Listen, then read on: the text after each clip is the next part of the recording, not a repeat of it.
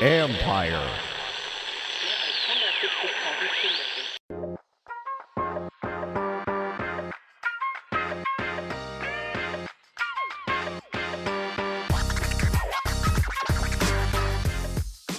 Welcome to Inside the Cap. I'm your host, Joel Corey. You can find me on Twitter at Corey Joel. That is CORRYJOEL. And also, you can read my regular CBSSports.com column, Agent's Take, covering NFL contract and salary cap matters. This week, we're going to look at what's next with the Philadelphia Eagles and Carson Wentz. Carson Wentz is having a dreadful season this year. Serious regression, which nobody saw coming. Wentz is 32nd in completion percentage, completing 57.4% of his passes out of the 33 qualified passers. Has been sacked the most times in NFL this year, 50 times. Thrown 15 interceptions, most in the NFL. 72.8 quarterback rating, which is 31st in the NFL. Doug Peterson decided to pull Carson Wentz last Sunday, midway into the third quarter against the Packers, and now has decided to put him on the bench at least for 1 week, going with 2020 second-round pick Jalen Hurts. Tough first start for Hurts because the Saints are the best team in the NFC and have one of the league's best defenses. Disappointing year for the Eagles, 3-8-1 record in a very weak NFC East. We're expected to contend for a playoff berth, if not win the NFC East. Now, what's the complicating thing is that in 2019, when Wentz had played 3 NFL seasons, which is what Philadelphia typically does, they've been pretty proactive where they'll identify their key young players and try to wrap them up way before them playing out their contract becomes an issue. So they gave Wentz a 4-year, $128 million extension, which had a then record slightly over $107.8 million in guarantees. 66 was fully guaranteed at signing. The deal's worth up to $144 million in escalators. Now they structured it in a way where he's going to have ballooning cap numbers. Cap number this year is a little over $18.6 million, and it's going to jump to almost $34.7 next year. Now, the deal has a signing bonus of just under $16.4 million, $30 million option bonus, which was to pick up the 2024 contract year, which they'd exercise first couple of days of the league year this past March. So, signing bonus gets prorated on the cap at $3,273,536 for the first 4 years of the proration, 2019 through 22, and then $3,273,539 in 2023. Option bonus is on the cap, $6 million per year from 20 through 24. A lot of proration in the deal. Wentz's cap numbers are $31,274,536 in 22. $34,273,539 in 2023, and $32 million in 2024. If Wentz is not going to be their quarterback, you got a problem, because those cap numbers, he can't be a backup, and the way he's been playing, he's not playing like he's a starting quarterback this year, but you can't really cut Wentz next year. The reason being is his 2021 salary is already fully guaranteed. He's got a $15.4 million base salary and a $10 million roster bonus. Third day of the league year roster. Excuse me, he's got a $15 million fully guaranteed base salary and a $10 million roster bonus. 15 roster bonus. So fully guaranteed. So cutting him is going to be extremely difficult, especially considering that the cap is probably going to drop. NFLPA set a floor of $175 million for the cap for 2021, there have been reports that it could be as high as 195 million, but for now, we're just going to go with the cap would be 175 million. Besides the dead money because of cutting him, which we'll get to in a minute, Philadelphia's got tremendous cap problems. That when you factor in all of the top 51, which is what counts in the offseason, Philadelphia is going to be right now, and they got some guys that are easy to exit contracts, about $69.4 million over the cap. So really, Carson Wentz's contract was designed with the roster bonus of $10 million and $15.4 million base salary. They're going to convert some of that into signing bonus, thinking he was their quarterback for the next 10 years. Guy was leading candidate to be MVP in 2017 before he tore up his knee. So you're thinking, at the very least, you got the quarterback position solved, but you don't now. Because if you cut him, and you'd have to cut him before the third day of the league year, and this is just conventional cut, then you're going to have $59,220,611 in dead money, which would be an increase of $24,547,075 on the cap. So you can throw that out the window. After the third day of the league year passes, the problem is $15 million of his injury guaranteed $22 million base salary in 2022.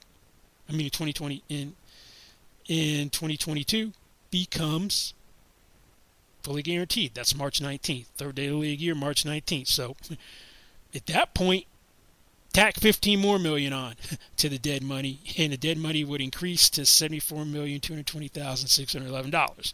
So not really going to cut Carson Wentz, at least in a conventional manner. Now, you could use something called what is a post-June 1 designation. Now, each league year, teams can release two guys before June 2nd, once the league year starts, which would be March 17th this year, St. Patrick's Day, with the post-June 1 designation. And the guy is no longer part of the roster at that point, but you got to carry his full cap number until June 2nd. Now, his salary comes off the books at that time unless it's guaranteed. Once this is guaranteed, so that part doesn't apply. What the benefit of that is that normally when you release someone before June 2nd, that the proration from future years accelerates onto the current year's cap. But you delay the acceleration until the next beginning of the next league year. So if you were going to cut Carson Wentz, it would have to be for post-June 1 designation.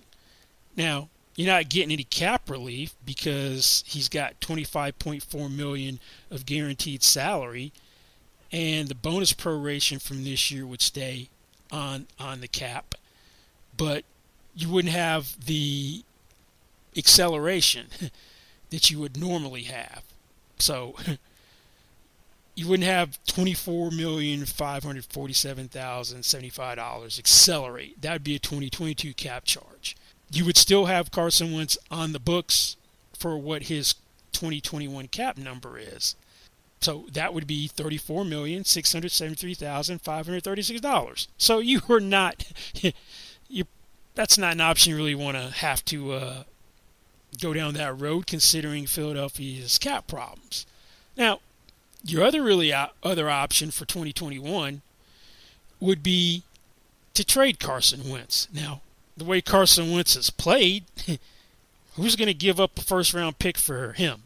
Now, you'd be banking on the fact that Carson Wentz would be able to resurrect himself. Now, let's kind of look at what some of the trade values have been for guys who have been traded recently as quarterbacks. You got Jimmy Garoppolo, went for a second-round pick as an unproven commodity a couple of years ago from the Patriots to San Francisco in the middle of the season. You had Alex Smith making way for Patrick Mahomes in Kansas City, going to the Redskins a couple of years ago. Third-round pick, and a player, Kendall Fuller, cornerback. That's a starting caliber player. Joe Flacco, Ravens traded him to the Broncos last year, fourth-round pick. Now, here's the interesting one. You know there is no way that if Philadelphia was inclined to trade Carson Wentz, he would accept less than the compensatory fourth-round pick Jacksonville got from the Bears for Wentz's former backup, Nick Foles, who is in Chicago. So, first thing is, what's going to be the trade compensation? Then, who is going to be able to trade for him? You can rule out teams like the Jets in Jacksonville because they're going to end up 1-2, and probably they're going to most likely draft Trevor Lawrence and Justin Fields NFL draft. Now, to trade for Carson Wentz, you're going to need to have $25.4 million of cap room to absorb his 2021 salary. That also will cut down on the number of potential suitors. Because who's going to have enough cap room when the cap's going to be going down to absorb a $25.4 million salary for Carson Wentz?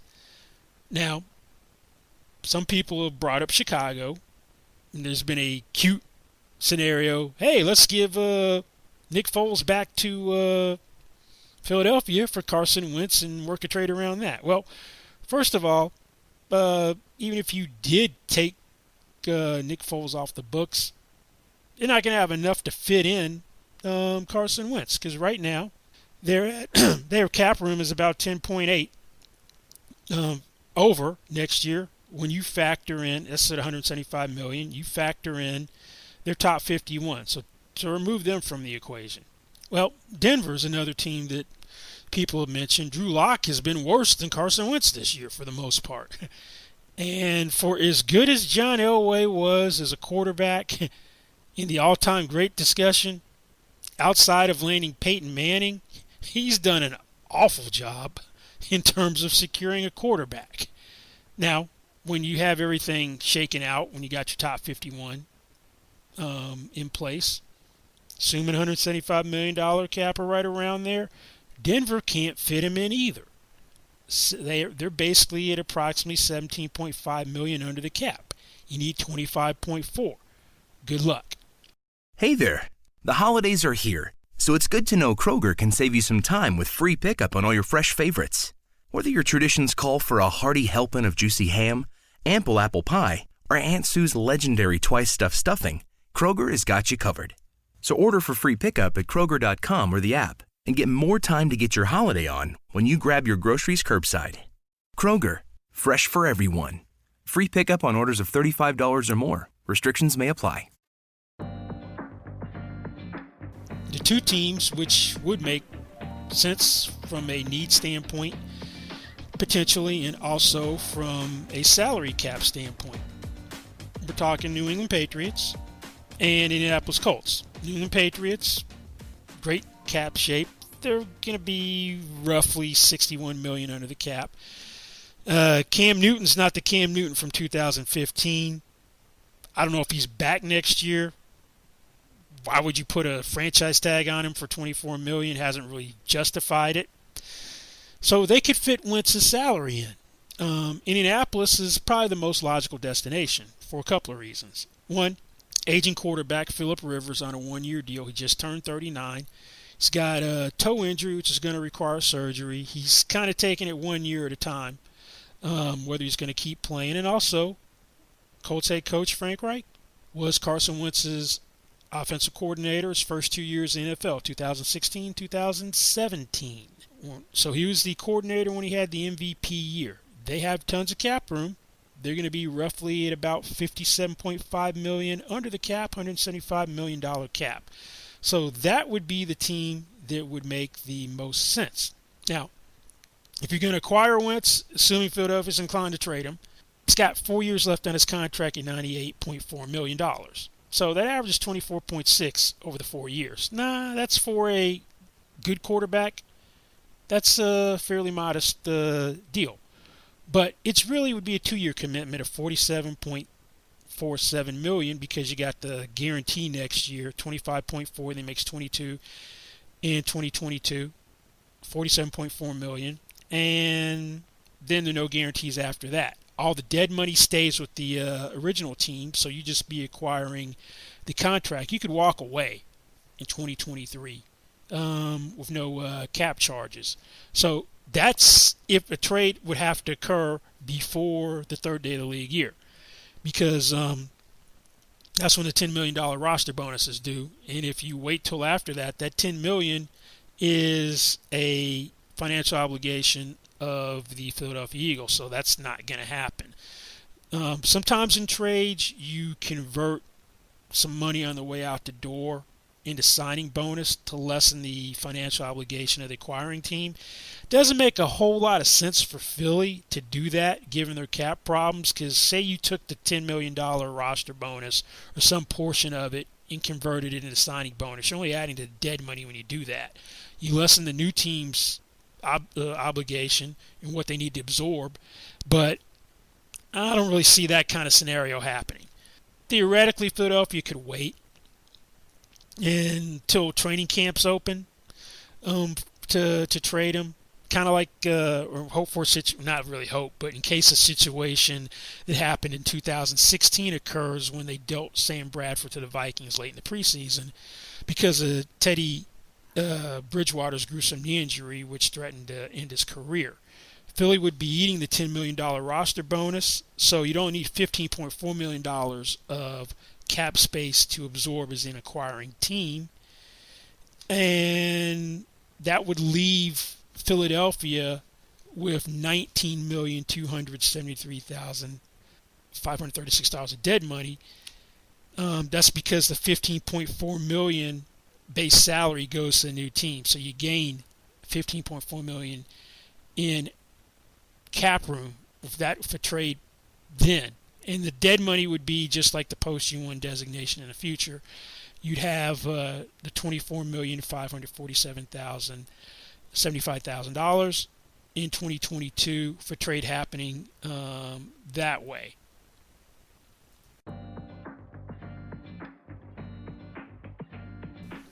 Now, I have a hard time seeing Carson Wentz not being a Philadelphia Eagle in 2021. The contract almost necessitates that you have to try to make it work. Because as you see, can't cut him conventionally because you're going to have $59.2 million in some change in dead money.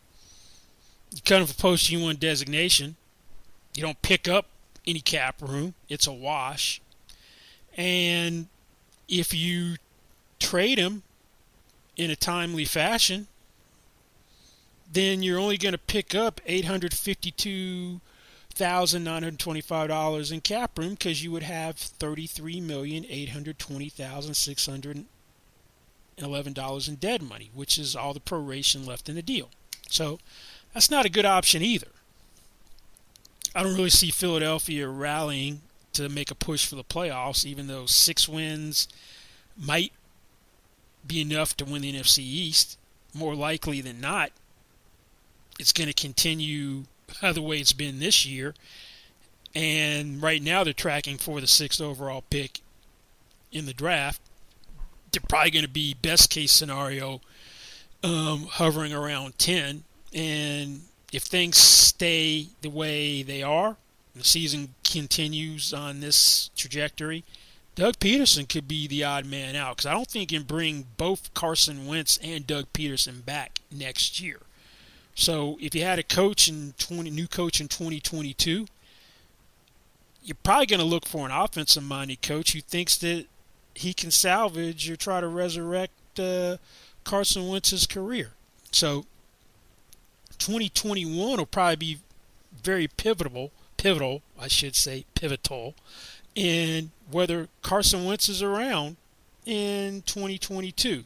Now, because of the way his contract works, you got the $15 million of his salary in 2022 becoming fully guaranteed on the third day of the league year. The remaining $7 million becomes fully guaranteed on the third day of the 2022 league year. Now, because of that, you can't cut him conventionally in 2022 either.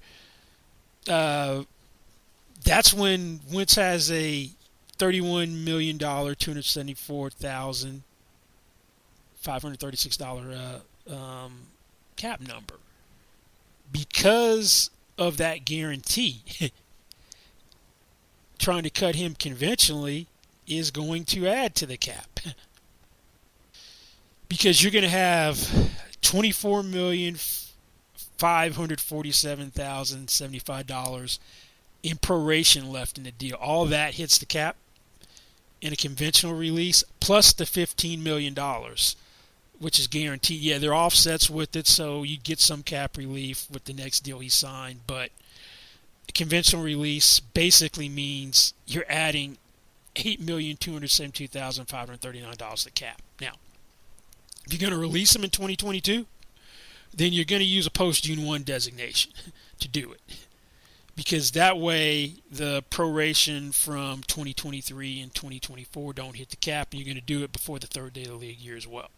Then you're going to pick up $7 million at cap room with the post-June 1 designation. You got to keep the full cap number on the books until June 2nd, like we explained earlier. And then the $7 million, which was unsecured, comes off the books. So you'd have dead money of $24,273,536. You'd have a cap charge in 2023 of $15,273,539, and then he's off the books. Now, it's really going to be dictated by what Wentz does in 2021, because I'm not thinking he's going to be elsewhere in 2021, just because the dead money is too astronomical. Because the thing is, the biggest dead money for an individual cap charge in a single league year is currently Brandon Cooks at $21.8 million. For a trade this year, and in 2021 next year, $33.8, or cutting him, $34.6. That's why I don't see it happening. So that's why I think 2022 he'll be the real year. Now, if Wentz is a candidate for comeback player of the year in 2021, it's all a moot point. Because if he does that and he's a serious candidate or wins that award, he played well. So you're not cutting him in 2022 and you go on. But if not, we won't be around for another year. And then you look to try to trade him. But if he doesn't play well next year, then the trade value diminishes even more. But the good thing, if you tried to trade him in 2022, is you wouldn't have the same time pressure because there's no March roster bonus. It's all a $22 million base salary.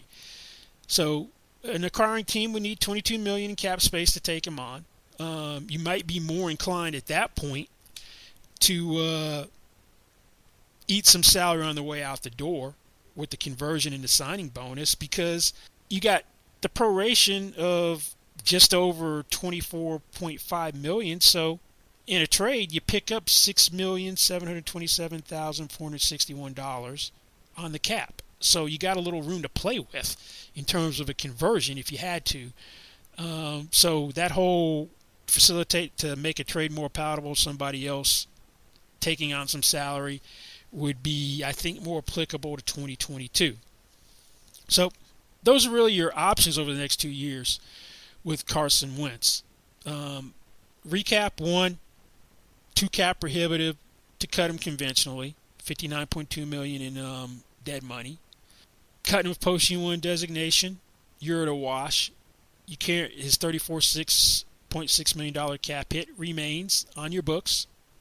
Biggest amount of dead money for an individual. If you did so, you trade him. You don't pick up much for a trade. You pick up a little over $850,000 in cap room, and you got $33.8 on the books in dead money. 2022 is when it would make the most sense, because then you can start picking up cap room, provided it's a post-June 1 designation. If it's a conventional release, you're going to add about $2.75 million to the cap, because he's going to have $15 million fully guaranteed third day of the 2021 league year. So that's not a way to go in 2022. Post-June 1 designation, pick up $7 million, trade him, pick up $6.7 million in cap room. But we'll see how things goes. But my best guess is Carson Wentz is a member of the Philadelphia Eagles in 2021, and Doug Peterson's somewhere else next year. So we'll see. But anyway, that wraps up this week's Inside the Cap. Thanks for listening. Don't forget you can find me on Twitter at Corey Joel. That is CorryJoel. And look for my CBS Sports column, Agents Take. Goodbye. See you next week.